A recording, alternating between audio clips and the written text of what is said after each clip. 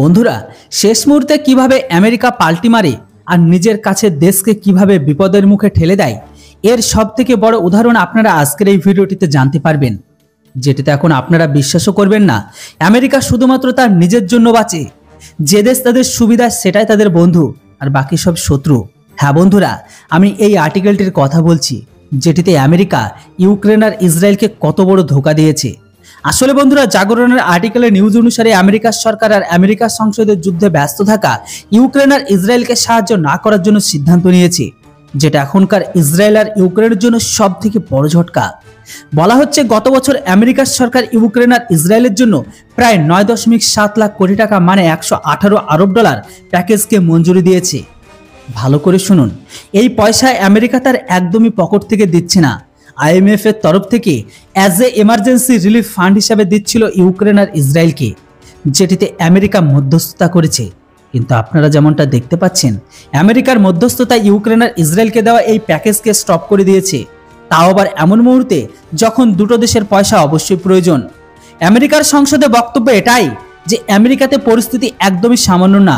আমেরিকার ব্যাংকিং সেক্টরে অনেক ঋণে ডুবে আছে, ইকোনমি তাদের একদমই সঠিক রাস্তায় আর নেই, আর বিদেশি ঋণও বেড়ে যাচ্ছে। তাই এই মুহূর্তে আমরা এত বড় অ্যামাউন্ট ইসরায়েল আর ইউক্রেনকে একদমই দিতে পারবো না। যেখানে আমেরিকা গত বছর ইউক্রেনকে বলেছিল, আপনারা আপনাদের শত্রুদের খিলাফ যুদ্ধকে জোরসোরে চালু রাখুন, আপনাদের যতগুলো অস্ত্রের দরকার, যতগুলো পয়সার দরকার পড়বে, সবকিছু আপনাদের আমি দেব। তো দেখুন বন্ধুরা, এখন আমেরিকা বলেছেটা কি।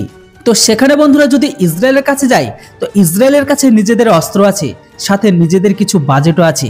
কিন্তু ইউক্রেন পুরো তো বরবাদ, না তাদের কাছে কোনো অস্ত্র আছে আর না কোনো পয়সা।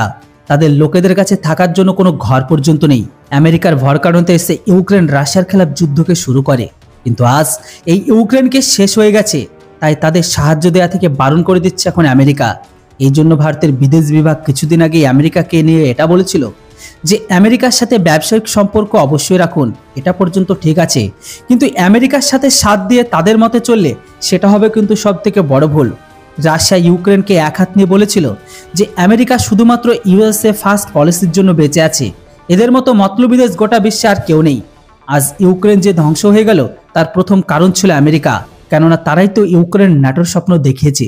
কিন্তু আজ সেই আমেরিকা যুদ্ধের জন্য তাদেরকে এখন পয়সা পর্যন্ত দিচ্ছে না। সেম পরিস্থিতি এখন ইসরায়েলেরও। তো অপরদিকে সেম সিচুয়েশন কিন্তু তাইওয়ান অনেক আগে থেকে আমেরিকার কাছে থেকে অত্যাধুনিক F-16 আর থার্ড এয়ার ডিফেন্স সিস্টেমকে চাইছে, সাথে টমহক ক্রুজ মিসাইল, যেন চীনীদের থামানো যায়, কিন্তু তারাও সেই জেটগুলো পায়নি। তো বন্ধুরা, এবার আপনারা বলুন, আপনার কাকে ভালো লাগে, আমেরিকা না রাশিয়া আর ইসরায়েল? অবশ্যই আপনাদের মতামত কমেন্ট বক্সে লিখে জানান। আর হ্যাঁ, ভিডিও আর ইনফরমেশন ভালো লাগলে কেউ চ্যানেলটিকে সাবস্ক্রাইব করতে ভুলবেন না। Thanks for watching. জয় হিন্দ, বন্দে মাতরম।